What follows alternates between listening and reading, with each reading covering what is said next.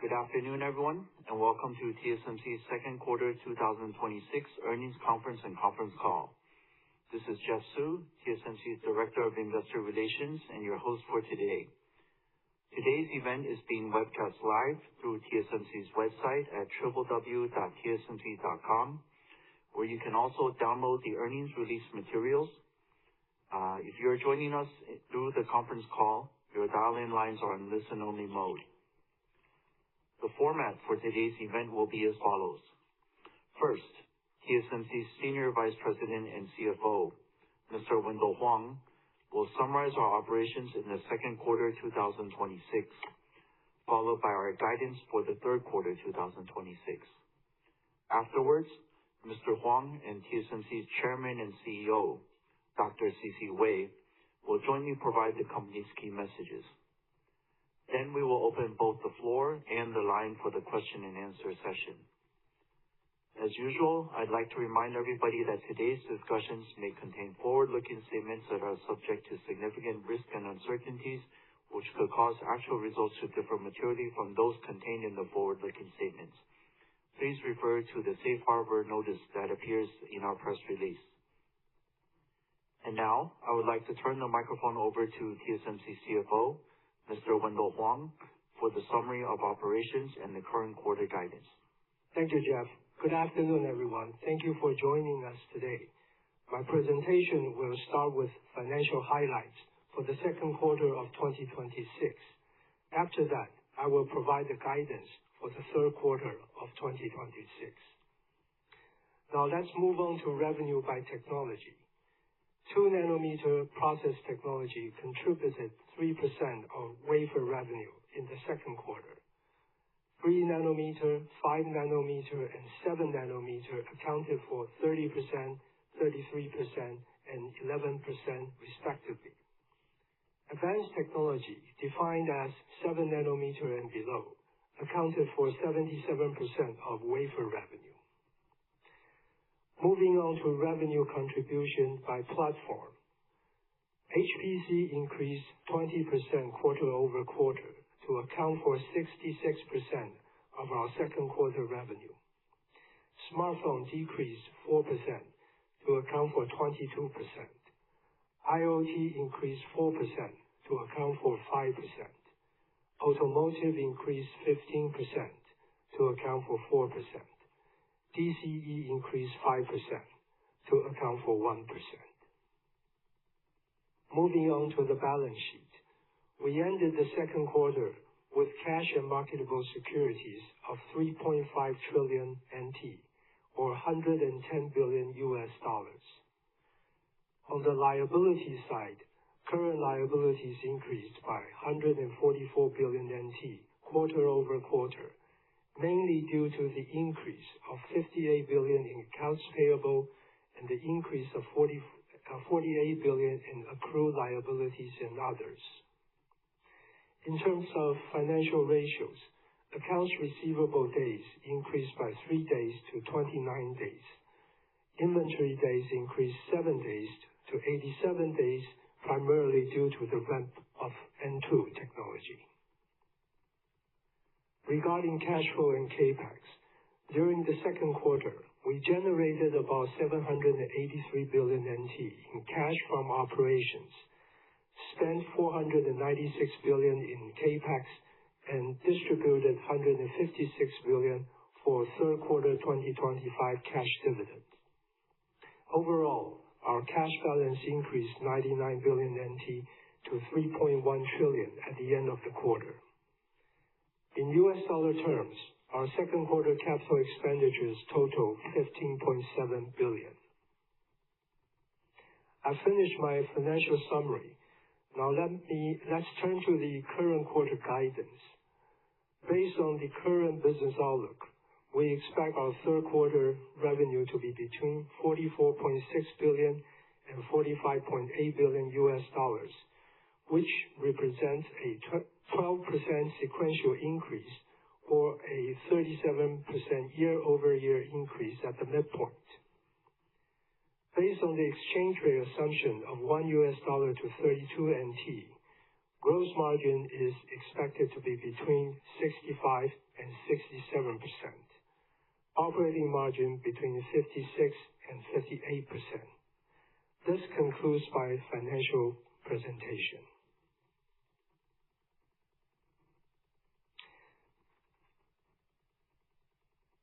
Now let me turn to our key messages.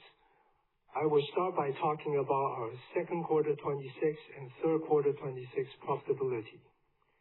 Compared to its first quarter, our second quarter gross margin increased by 150 basis points sequentially to 67.7%, slightly ahead of our guidance, primarily due to cost improvement efforts and a slightly higher overall capacity utilization rate, partially offset by dilution from our overseas fabs.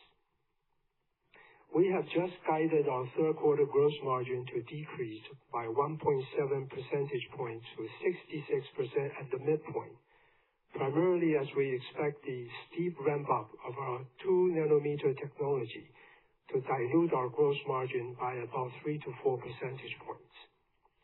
This dilution is expected to be partially offset by very strong demand for our leading-edge technologies and continued cost improvement efforts, including productivity gains and across-node capacity optimization. Looking at the second half of the year, given the 6 factors that determine our profitability, there are a few puts and takes that I would like to share. First, we expect a steep ramp-up of our 2-nanometer to dilute our gross margin by about 3 to 4 percentage points in the second half of the year. Furthermore, as the scale of our overseas expansion grows, we continue to forecast the gross margin dilution from the ramp-up of overseas fabs in the next several years to be 2 to 3% in the early stages and widen to 3 to 4% in the latter stages. On the other hand, demand for our leading-edge technologies is very strong. In addition, we continue to leverage our manufacturing excellence to generate more wafer output and drive greater across-node capacity optimization in our fab operations to support our profitability. Finally, we have no control over the foreign exchange rate, but that may be another factor. Next, let me talk about our 2026 capital budget. At TSMC, a higher level of capital expenditures is always correlated to higher growth opportunities in the following years.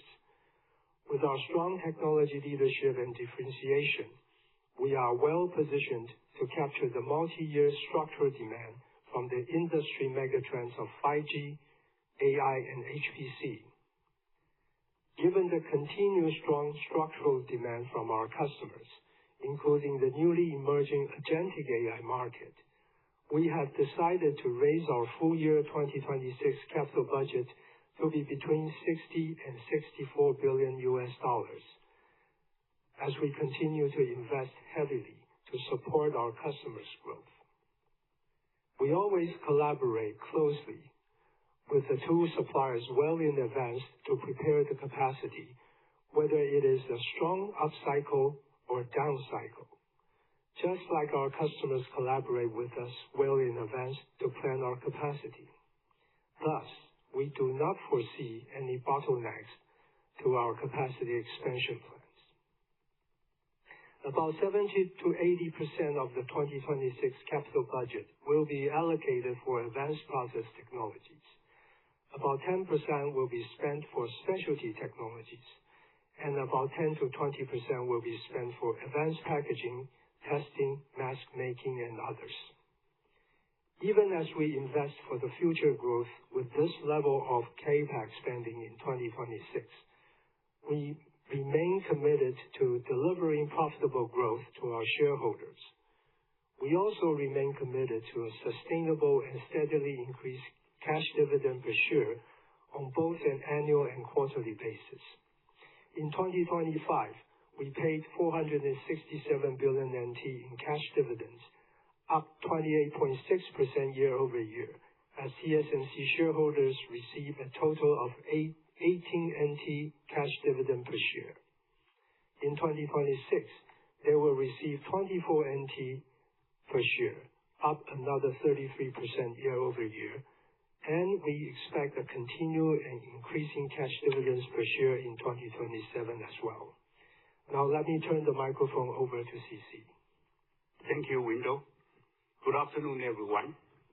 First, let me start with our near-term demand outlook. We concluded our second quarter with revenue of US $40.2 billion at the high end of our guidance in US dollar terms, driven by strong demand for our leading-edge process technologies. Moving into third quarter, we expect our business to be supported by continuous strong demand for our leading-edge process technologies, including the steep ramp of our 2-nanometer technology. Looking ahead, we observe consumer and the price-sensitive end market segment are being challenged due to the impact of rising component prices and macroeconomic uncertainties. As such, we are being prudent in our business planning while focusing on our fundamentals of our business to further strengthen our competitive position. Having said that, AI-related demand continues to be extremely robust.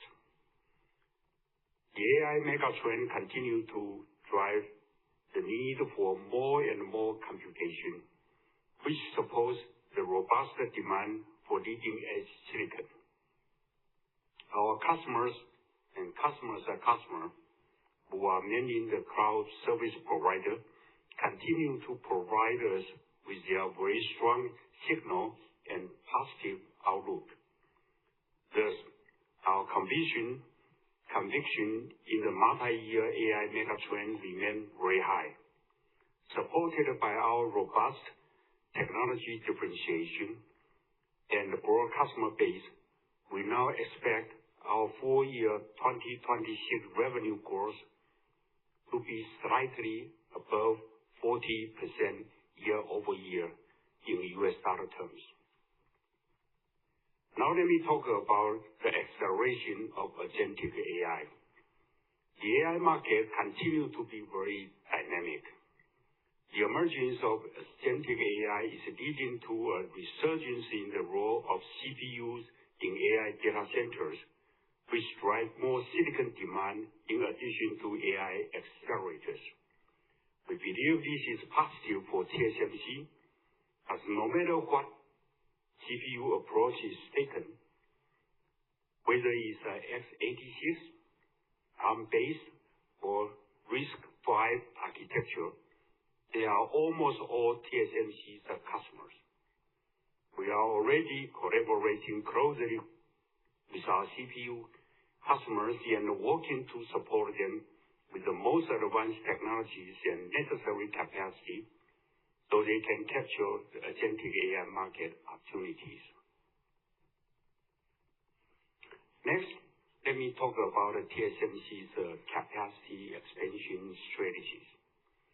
To address the structural increase in overall long-term semiconductor market demand profile, TSMC collaborates closely with our customer and our customer's customer to plan our capacity. Given the fundamental complexity of leading-edge technologies and the design-in and lead time involved, we also have a very good idea of their multi-year product roadmap and production plans. This is important because it takes more than 5 years to develop the technology and product, prepare the capacity, and ramp it up to high volume production. Internally, TSMC employs a disciplined capacity planning system to assess the market demand from both a top-down and bottom-up approach. This is a continuous and ongoing process. Based on our assessment, we are stepping up our CapEx investment to increase our capacity to support our customers' future growth. Now, With a strong collaboration and support from our leading U.S. customers and the U.S. federal, state, and city government, we would like to announce an additional $100 billion investment in Arizona. This is to build several more semiconductor logical wafer fabs for 2 nanometer and below technologies, as well as advanced packaging fabs to support the strong multi-year demand from our leading U.S. customers.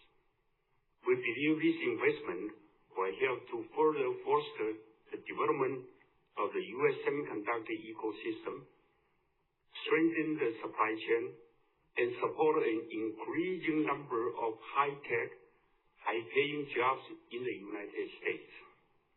At the same time, we are building 13 leading-edge and advanced packaging fabs in Taiwan over the next several years, and we will continue to further invest in Taiwan. Therefore, TSMC's semiconductor technology and manufacturing will continue to play a pivotal role in supporting the global semiconductor industry while unleashing our customers' innovations. Now let me talk about the current N3 capacity expansion. We are executing well on our global plan to add 3 additional 3 nanometer fabs, one in Taiwan, one in Arizona, and one in Japan, to support the robust multi-year pipeline of demand for 3 nanometer technologies. In addition to all the new fabs, we continue to convert 5 nanometer tools to support 3 nanometer capacity in Taiwan. We are also leveraging our manufacturing excellence to drive greater productivity across our fab in all locations to generate more wafer output. We are also focusing on capacity optimization across nodes, which including flexible capacity support among N7, N5, and N3 nodes. In summary, we are using multiple levers to do everything we can, wherever we can, however we can, to maximize the support to all our customers. Now let me talk about our mature node strategies. TSMC's strategy at mature node has not changed. Our first priority is to fully support our customers. And now we continue to increase, not decrease, our mature node capacity in the higher value added segment. For example, we are increasing our mature node capacity through JASM Fab 1 in Japan for CMOS image sensor application, and ESMC in Germany for automotive and the industrial applications.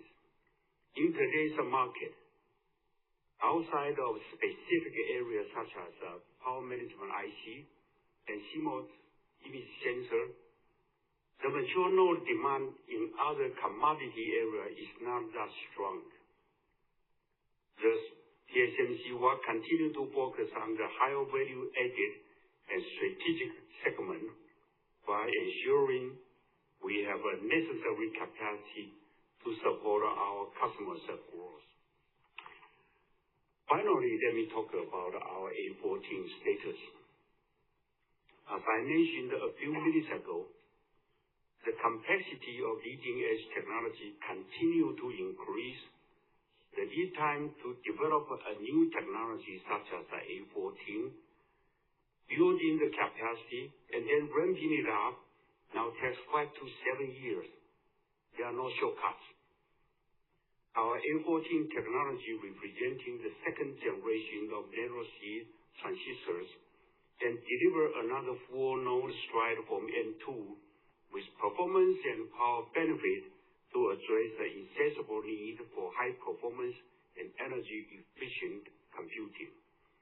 Compared with the N2, A14 will provide 10 to 15 speed improvement at the same power for 25 to 30 power improvement at the same speed and close to 20% chip density gain.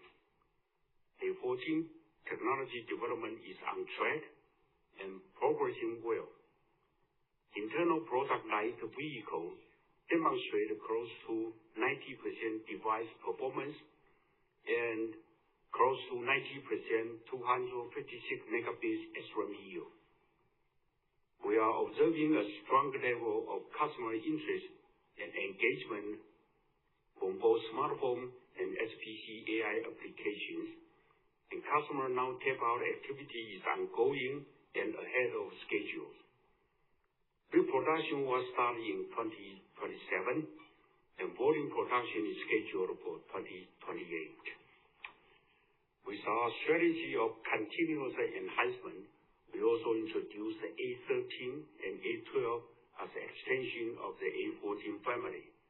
A13 represents a further advancement over A14, achieving an over 6% die area saving through an innovative 97% optical shrink.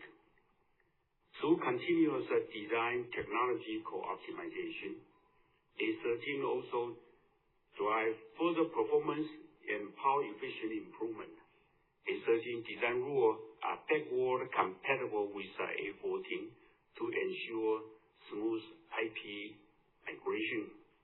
We also introduced A12, which will bring our innovative super power rail technology to the A14 platform for superior performance, power, and area benefits.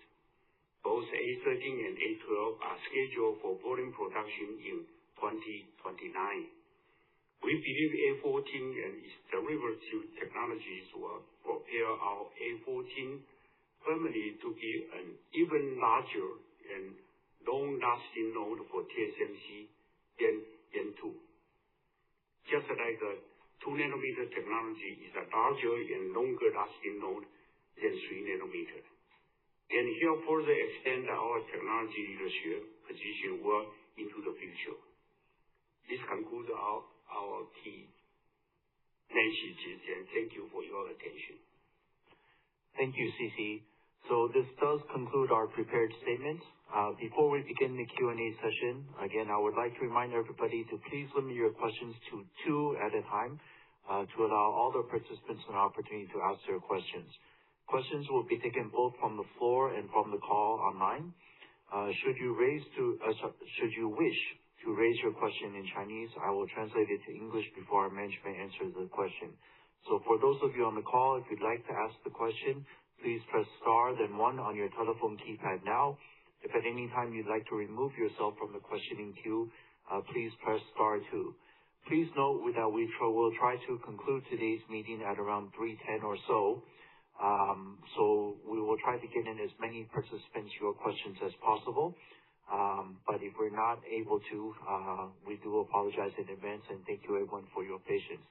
So operator, let's begin the Q&A session. We'll take the first 2 questions from the floor, and then we'll go online. Maybe again, left, center, right. Maybe we'll take the first question. Sunny Lin from UBS, please. Thank you very much. Congrats on the very strong performance and outlook. So number 1, I want to double click on the CAPEX. So very encouraging CAPEX outlook, and I do think it's essential that TSMC showcase stronger determination in capacity expansion, given the stronger demand and the very tight supply. And so beyond 2026, I think every large client also wonder how aggressive TSMC is planning for CAPEX. And so back in the COVID super cycle, TSMC did provide a 3-year CAPEX outlook back then. And so I wonder at this point, will it be possible for you to share any color, maybe for the coming 3 years CAPEX? Thank you. Okay, so Sunny's first question is regarding CAPEX. She does believe it's important, essential to show our determination to support our customers with these large CAPEX investments. So she wants to know, do we have a 3-year CAPEX guidance, 26, 27, 28, similar to what we did back in 2021? Okay, Sunny. We do not have a number to share with you, but as you know, we invest CapEx this year for the future business opportunity, and as long as there are business opportunities, we are not hesitate to invest. As you can hear from our prepared remarks, that our conviction in the megatrend, AI megatrend, multi-year, is very strong, and we are stepping up the CapEx, including increasing this year's CapEx. Last time we said our CapEx in the next 3 years will be significantly higher than the CapEx in the past 3 years. Now the CapEx in the next 3 years will be even more significantly higher than the past 3 years. Okay. Yeah. Well, sorry, maybe let me follow up on CapEx from another. Question. Oh, yeah, sure.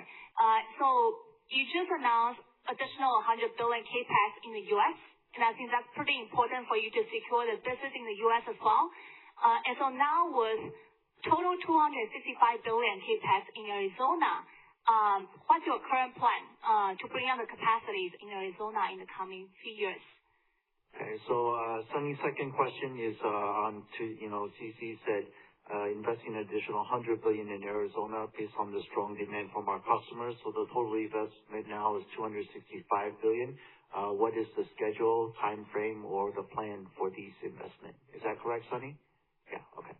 Sunny, the schedule will depend on the market situation. You know that.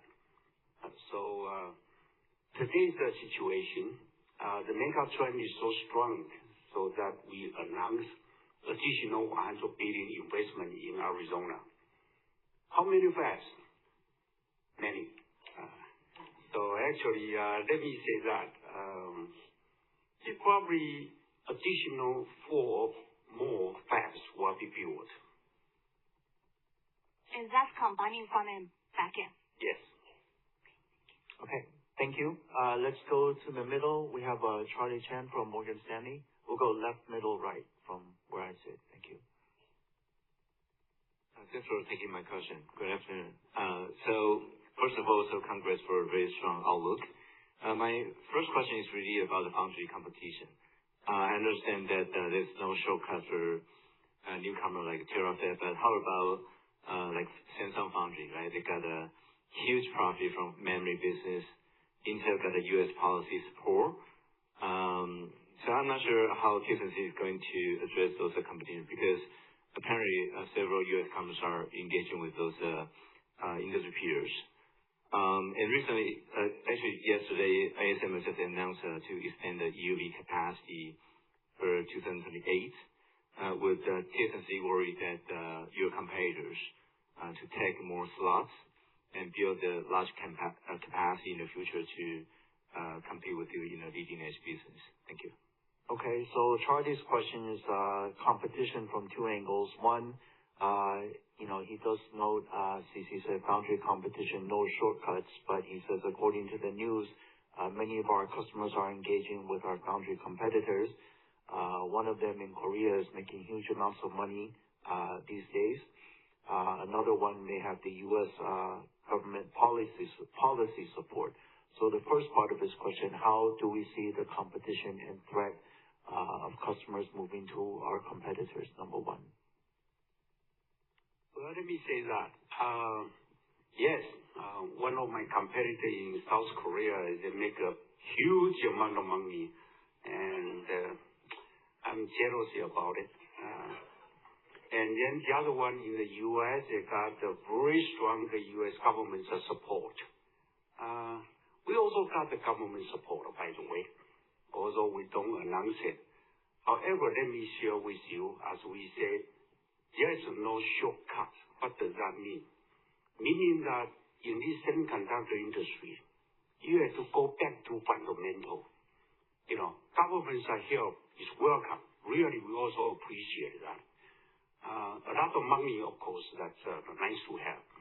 But the most important thing, as we continue to say, is the technology, manufacturing, and customer trust. These 3 fundamentals never change. For my 30-some, 40 years of career, it's always the most important thing. And that always the TSMC's secret recipe to win the business. So from the competition point of view,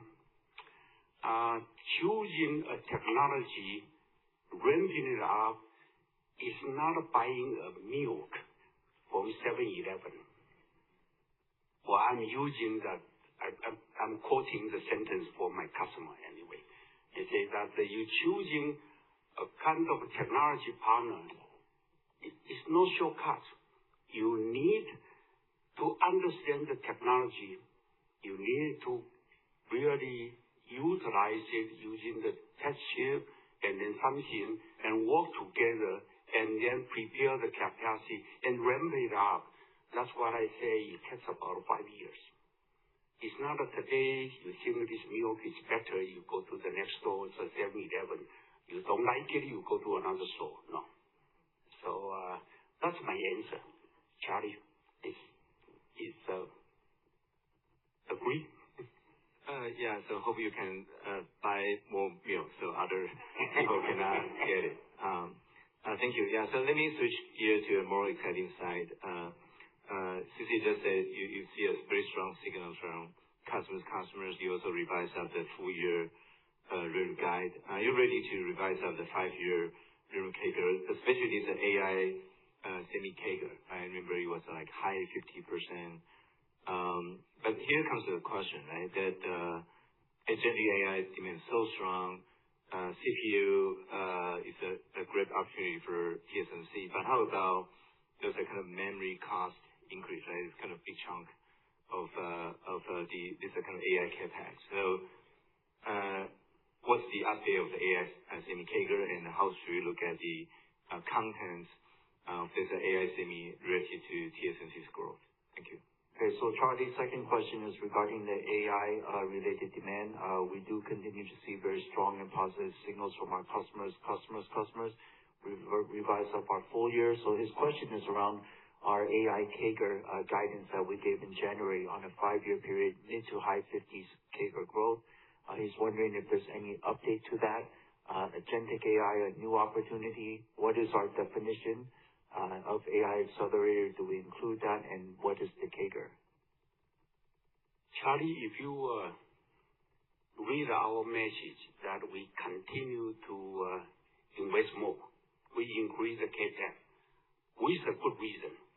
So if you're asking about the AI's CAGR, let me give you not a number, but it's stronger and stronger and stronger. So we don't give you the number today because we continue to increase, so we don't know how to answer this question. But stronger than what we said before. Okay. Okay, great. Thank you. Thank you, Charlie. All right, let's move to this side. Maybe we'll take the question from Arthur from Macquarie. Hi. First, congrats on the strong execution and performance. My question is regarding the new advanced packaging technology. We noticed that especially the EMIB-T is gaining traction. So how will TSMC react this request? Okay, sorry. So Arthur's first question is on advanced packaging and competition. I guess very simply put, EMIB-T, in his view, is gaining traction. So how do we see the competitive threat from this? Well, let me say that our packaging capacity is so tight that now it's a little bit of my customers' growth. So we welcome that additional flexibility in the market, and so that will help TSMC's front-end wafer business growth, which is a majority part of TSMC's business. The technology looks good, according to the newspaper, and we hope they will be successful, and so that they share some of the loading from TSMC. Today we're working very hard to shorten the gap between the demand and the capacity. And so, as I said, we welcome have these additional alternatives and so the flexibility for my customer. Thank you. That makes a lot of sense. So a follow-up. So as this is a new technology, right? So if your clients, they ask you support and our value is support our customer success, right? How TSMC will handle this special request? Sorry, your question is... So if this technology is have some small problem and then ask our company to support, so how our company, accommodated? So Arthur's question is, if there is some issues with this technology, do we have I don't know how to say it. Is there an alternative plan? Let me answer the questions. Our number one is to support our customers' success. So whatever that we can help our customers' business, we want to win. Did that answer your question? Okay. Let's come back. We'll take one more here, and then we'll go online and then back to the room.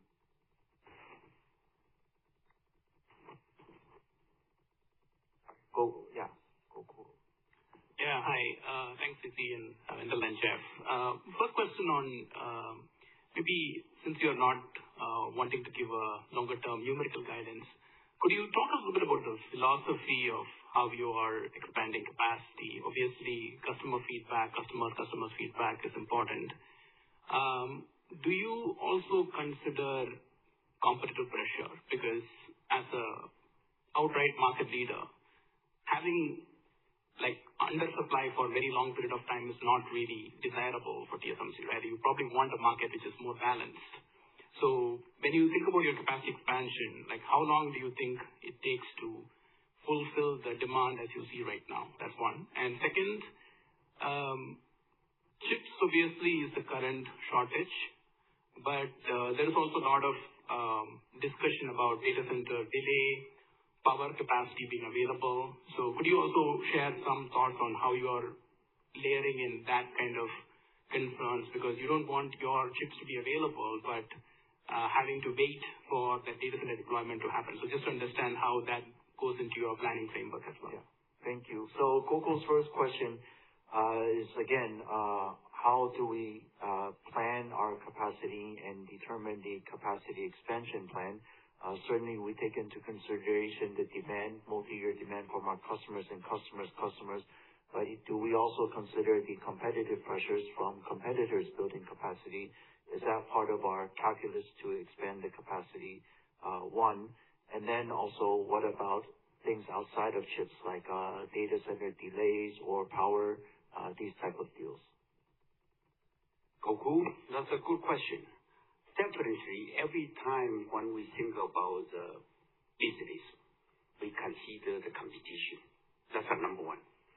And then we look at where we are, and then we decide a bottom-up and then top-down assessment of those demand. Those are the typical things, in our daily life. So we make a lot of adjustment, and then we be more careful. We talk to customer, and customers are customer. Those are the CSPs. And then we get all their input for the demand. And then we make a judgment. Now remember that I believe every customer tell me the truth. Everyone. You put all the truth together, it's not the truth. So we have to make some of the judgment. You know what I mean. James, you are laughing. Because all the customers are very aggressive, right? That's the CEO's job. CEO got to be aggressive. So they give me the number of their demand, and I believe they try their best to tell me the truth. So I put all together. All the truth together is not the truth. Mark down that word. Yes, we do a very careful judgment. Might not be correct, but we did carefully, and because this is a big money, right? This year we say we increase the CapEx from 52 to 56 now. 60 to 64.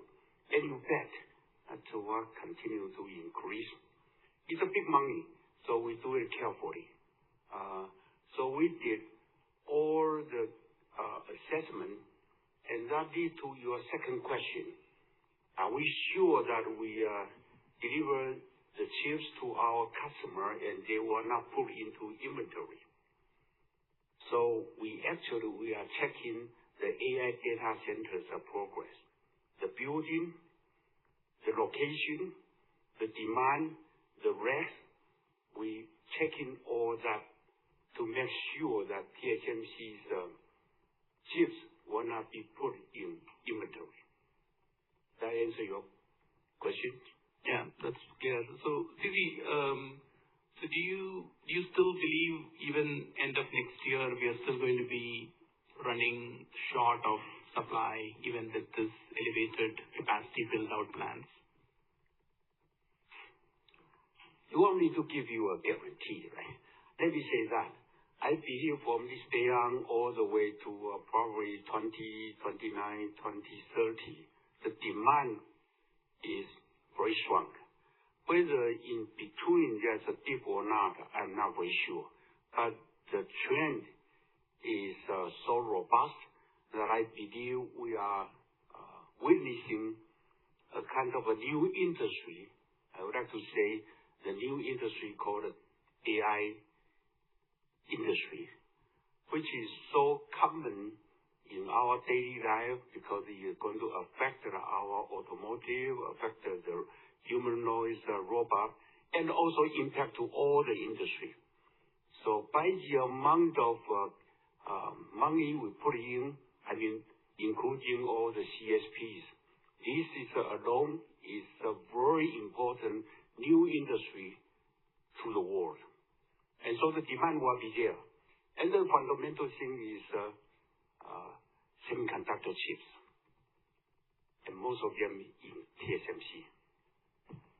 Thanks, C.C. My second question is on your profitability.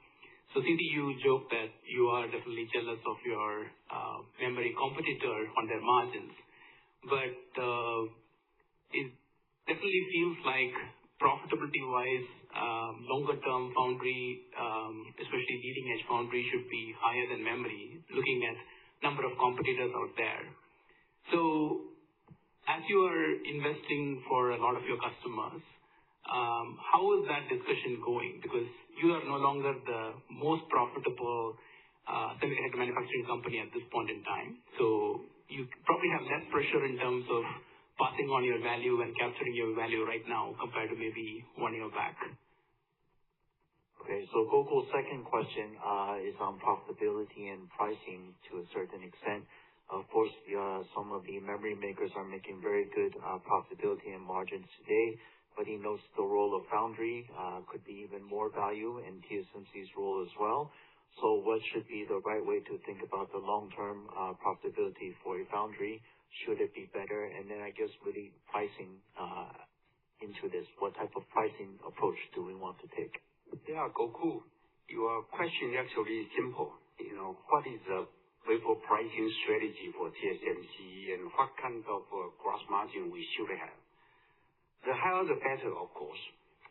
But we are a partner.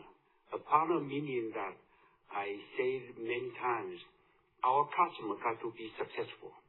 I don't want to squeeze them out from the market. And besides, we are a very trustable company with our customers. So we don't suddenly increase our price by, which I like to have, 4x or 5x.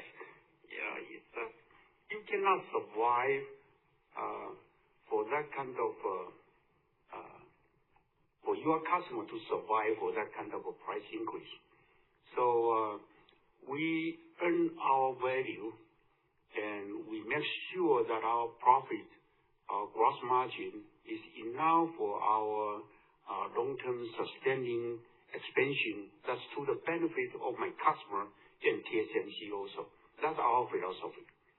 So yes, I'm really jealous about memory companies, 86% gross margin. 86, well, 68, I'll be happy. But, all right, anyway, so I answer the question. We are very trustable.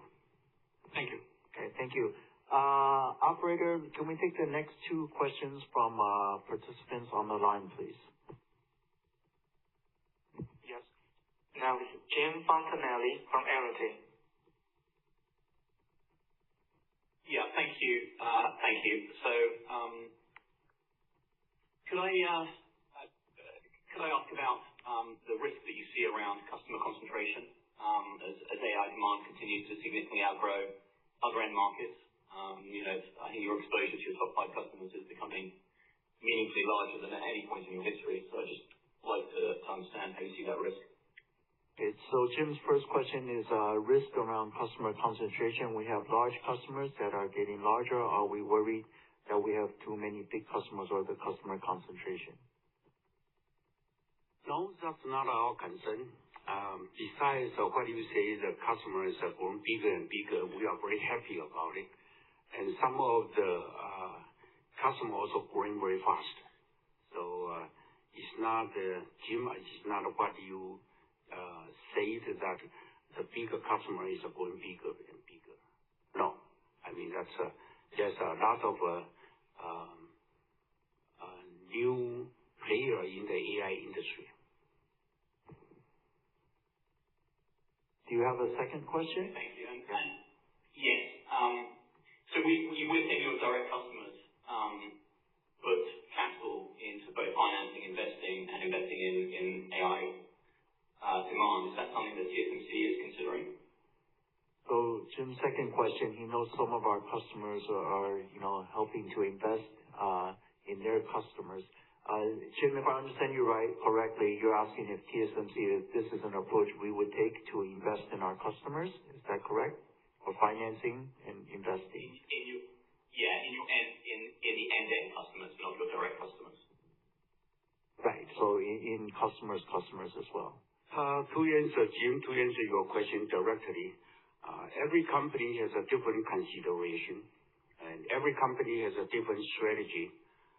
So far, no, TSMC don't do this kind of financial arrangement because of we think we are working with current customer with a current model smoothly and also successfully.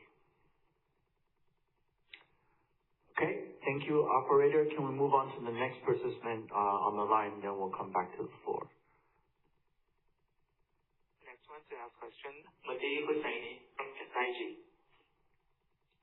Yes, thanks for taking my question. Two from my end. I want to go back to the $100 billion investment in U.S. Is there any way you can give us some timeline? Is it over the next 3 years, 5 years? How should we think about the progression of these $100 billion investment in U.S.? I don't have a follow-up. So Mehdi's first question is around the announcement today, additional $100 billion investment in the U.S. In terms of the CapEx time frame, is it in the next 3 years, in the 5 years? Do we have any schedule or time frame to share about this additional $100 billion? We do have a plan, but let me share with you actually the progress or the schedule. Most of the time depend on the market situation and our customers' demand. So if you ask me to give you a firm schedule, no, we don't have it today. But we do have a plan. And we speed it up. We try to speed it up as fast as possible. So the message is you're flexible, but also you're expediting the investment in the U.S. Is that correct? So I think the CC said we're trying to move as fast as we can, but everything is based on our customer needs. Yeah. We also moving the new fabs and the facilities in Taiwan as fast as possible. And the same thing, we try to bring up a new fab in Japan as fast as possible. Because of the situation today is the demand and the supply, the gap is so big. So we are working very hard to narrow the gap.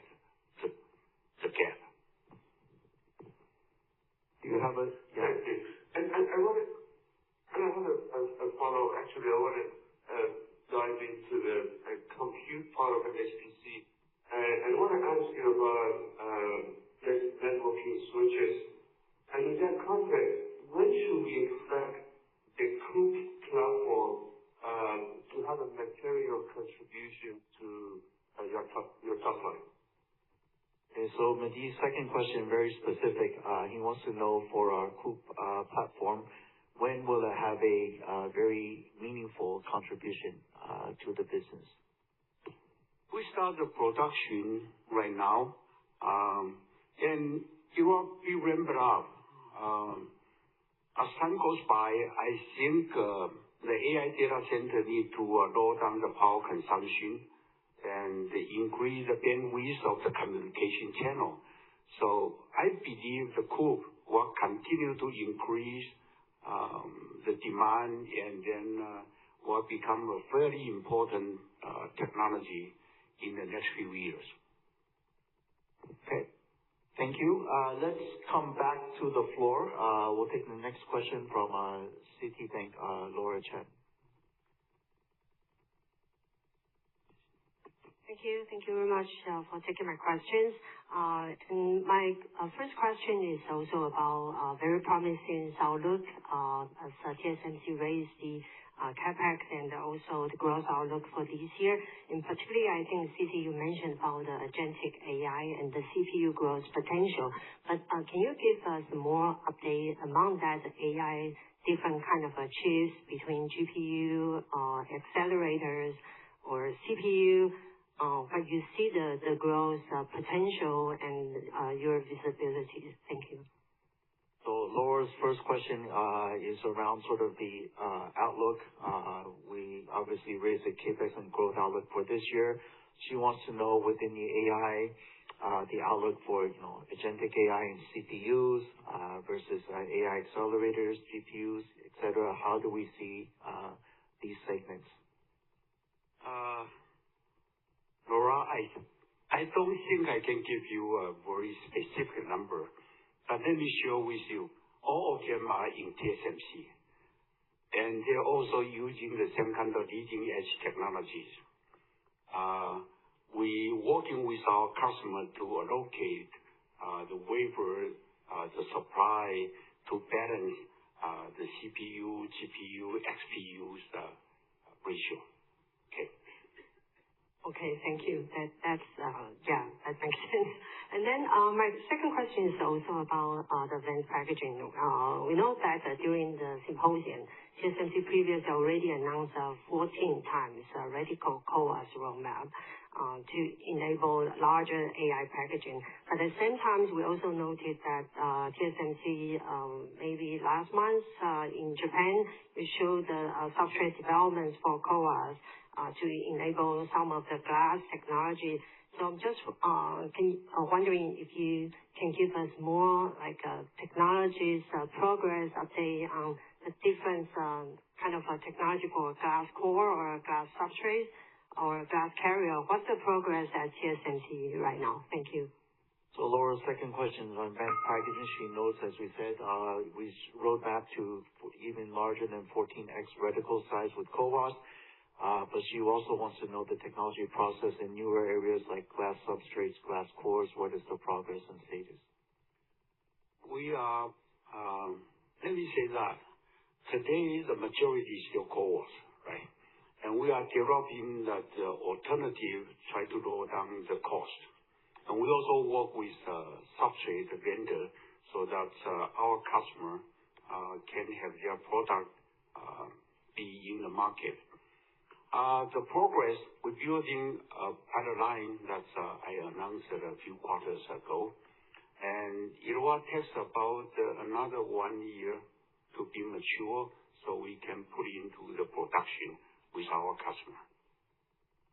Okay. Thank you. Thank you. Let's move to this side of the room. Bank of America, Haslu, sorry. Yes. Thanks, C.C., Wendell, and Jeff for taking my questions, and congrats on the great results. My first question is regarding your CapEx and sales. You gave pretty solid CapEx outlook for this year, and also said the CapEx outlook in the next couple of years will continue to be pretty significant. And you also raised this year at 40% plus. So would you be able to provide your next couple of years sales growth outlook, try to quantify it? And relatedly, I think also on that topic is whether you can just try to break down which part of the demand you are seeing as the key driver for you to raise your CapEx, and also for this year's demand. Is it still mostly driven by cloud computing, or it is proliferating to edge computing? Or to some extent, is it also related to your equipment supply chain is raising their price as well? Thank you. Okay, that's several questions in one, so I'm going to take that as 1.5 questions at least. But basically, Haas is asking, with the CapEx increase and the revenue increase this year, I think he's trying to look at intensity, but he wants to know what about the revenue guidance for the next several years. Yeah, I'll stop. Okay, let me answer that question. Because of the revenue corresponding to our investment, right? Because we know we forecast our demand, and then we make an assessment, and then we do the CapEx. Next few years is going to be a very good business for TSMC. That's all I can say. And then the other part, so what's the key driver? Is it cloud AI? Is it edge AI? Is it because tool vendors are increasing the price? It's all AI related, everything. Okay, yeah. You have a quick follow-up. Yes, I think it is more on your long-term strategy, because a lot of people have actually been asking about your CapEx and also competition on the front end. But I would actually say that if on the back end competition is rising, especially coming from Intel EMIB-T, are you worried that your value add for your overall foundry business across front-end manufacturing to the back-end packaging business, the value add could actually be cannibalized with growing competition? Thank you. Okay, thank you. So Haas's second question is around the competition in advanced packaging. If our competitors are able to gain traction or business with things like EMIB-T, would that be the gateway or an entryway into more competitive threat on the front-end logic wafer side? So does advanced packaging lead to front-end wafer? Let me answer that. The front-end wafer business and the back-end business are two different things, right? If they are the same, then you can expect ASE become the front-end competitor also. It's two different things. And I also say that since our capacity in the back-end is so in shortage mode, the gap is bigger, and so I welcome that the competitor offers some of the flexibility to my customer, so that their front-end wafer can be put into the package, and that help TSMC's front-end wafer business. That's our attitude. Okay. Thank you. Thank you. Operator, let's take one more from the online, and then we'll wrap up with back in person. Next one to ask question, Robert Sanders from Deutsche Bank. Yeah, thanks for taking my question. You recently stated that High-NA tools are too expensive, but could you please discuss how your customers are considering the impact of die stitching challenges from a smaller field size with High-NA? Could that actually slow the adoption of High-NA even if the tech improves or the tech gets more productive? I have a follow-up. Thanks. Well, Rob's first question is very specific technology around High-NA adoption. He wants to know the customer's feedback on the challenges with die stitching. Is this an impediment or barrier to High-NA adoption in our view? You got a very detailed understanding of the High-NA. Today, the field size is only 1/2, and we put that one into our consideration of the manufacturing cost and something. Again, let me answer this question quickly. Whether we use a High-NA or not, actually, High-NA is a very good tool. Let's assume that, right? We understand it's a very high performance. But then TSMC make it clear that we work with ASML and try to make it more suitable for manufacturing in terms of the cost and in terms of the maturity. So we always consider that technology, maturity, and the cost, and whether we use it or not. Okay, thank you, C.C. Do you have a second question, Robert? Yeah, just a quick follow-up. I think all of us on this call are assuming that the unconstrained demand for 3 nanometer and below is sort of 30 to 50% above your ability to supply. Is it in fact much larger than 30 to 50% above? But it feels like it might be based on what you're saying, because I think all of us are assuming it's sort of solvable over the next 3-4 years, but it sounds like the number could be much larger. Thanks. Well, those are your numbers, but Robert is asking the demand in excess of supply. Is it 30 to 50%? Is it something even larger? Do we have a number to share? No, we don't have a number to share because of, let me say that the gap is really big. Bigger than, sorry, I don't want to make a comment on the memory, but a very big gap. Okay. We have about 9 minutes left. We'll come back to the floor with any question. Let's take one from here. Evelyn Yu from Goldman. Thank you for taking my question.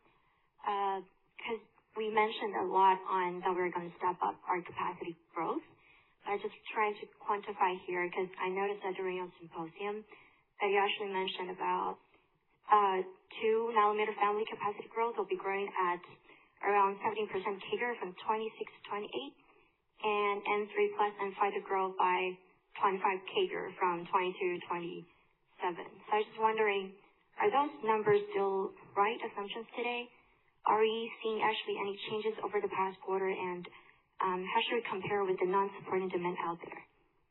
Okay, so Evelyn's first question is around capacity growth. She knows during the symposium we did share some 5-year CAGR growth numbers for 2 nanometer around 70% CAGR, and then 3 nanometer around, I guess I can't remember the exact, but 25%. So are those numbers still the same, or has it changed now that our CapEx and stuff? Did we say that in technology symposium? Oh, we show the chart. Okay, now is bigger. That's all I say. Do you have a second question? Okay, thank you. Very good direction.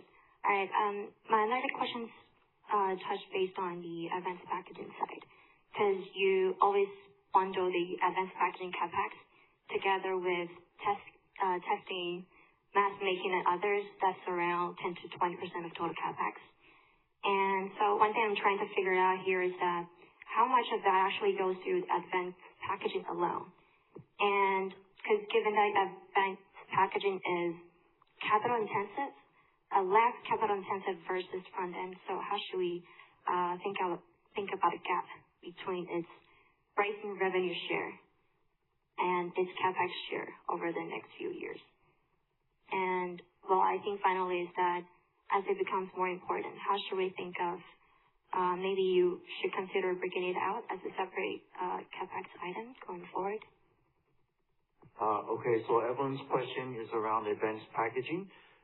She wants to know when we guide for the CapEx, of course, we guide it in a bucket of packaging, testing, mask making, and others together. Why do we not separate out just into packaging specifically?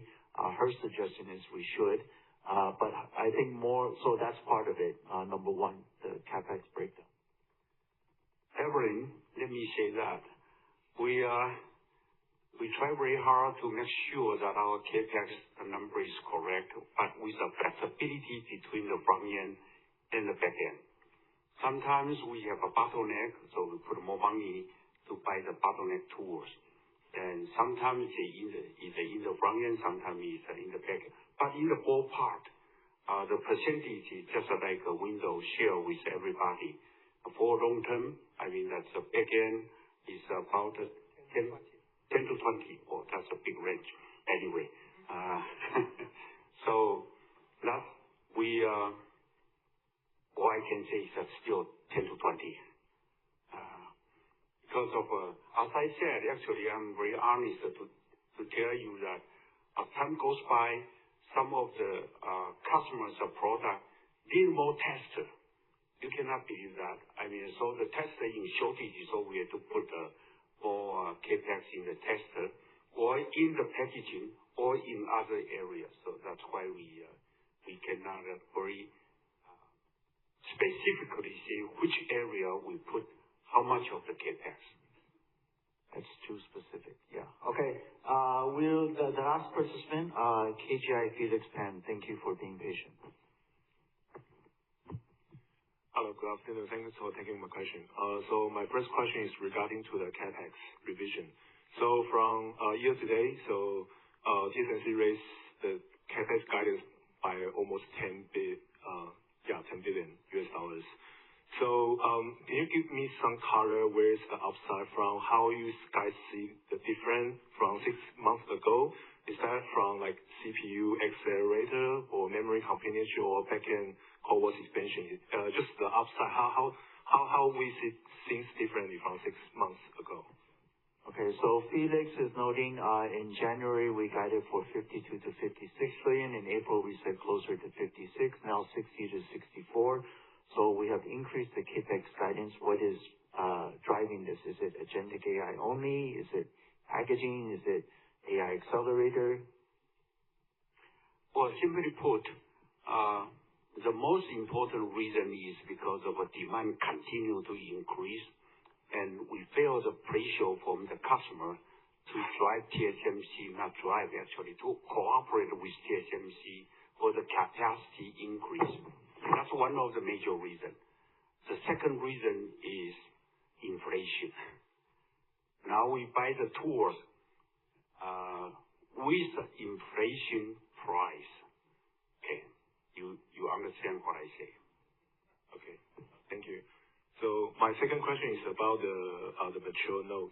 So people always focus on AI leading nodes, but it seems like mature nodes also seeing the very strong demand recovery and also some supply issue as well. So how you guys see the demand supply dynamic and pricing and for the mature node? Because apparently there's some impact from the AI crowding out effect, but mature node still largely depends on the consumer demand. So consumer demand is still weak. So how you guys see the demand supply dynamic for the mature node? Thanks. Okay. Thank you. So Felix's second question is on mature node. He notes there's lots of talk that mature nodes are seeing a strong demand recovery and the supply is very tight, so mature node pricing is very favorable or strong. So he wants to know how do we see the mature node supply demand situation. Actually, the mature node cover a lot of different segments. Only the one with related to AI is in shortage, which is the most important one. Is number one is a power management IC, because of all the AI data center need a lot of power management, and those are the mature node technology like 0.18 micron, 19 nanometer, or something like that. Those are in shortage definitely, and also the sensor portion. Because of you need a lot of sensor to detect the environmental information and put into the AI data center to analyze it. Other than that, other area, just like you pointed out, the consumer product is not in a high demand, and so other segment is not so strong demand. And as I pointed out in my statement, other area, no, it's not so much of say in a lot of shortage, not at all. Okay, thank you. Thank you, CC. Thank you, Wendell. Thank you, everyone. This does conclude our Q&A session. Before we conclude today's conference, please be advised that the replay of the conference will be accessible within 30 minutes from now. The transcript will become available 24 hours from now, and both are going to be available through our website, again at www.tsmc.com. If some of you were not able to ask your question, please feel free to reach out to TSMC IR and we will follow up with you. So thank you everyone for joining us today. We hope everyone continues to stay well. Have a good summer, and we hope you'll join us again next quarter. Thank you and have a good day.